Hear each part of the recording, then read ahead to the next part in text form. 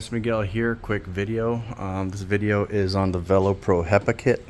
I inserted the sleeve already because it was a little bit of a pain to get on, but what you get is 5 pre-filters, a Hepa filter, and then this cage thing that mounts onto the Velo Pro fan.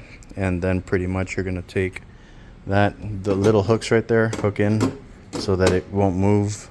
And pretty much you're going to put the Hepa on top. Creates a pretty good seal over here. And then what you're going to want to do is you're going to put the lid on just like that. Let me try to fix this guy.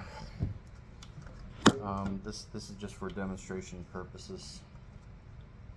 Pretty much this is going to get tucked in just like that. And then we're going to tighten the top just like so, and I would imagine that it's going to pull up the grate that's on the inside while you tighten it, so it's pulling up on the fan screen while you're tightening it. So pretty much that's what it looks like right there, and when you turn it on, it's going to act as an air scrubber.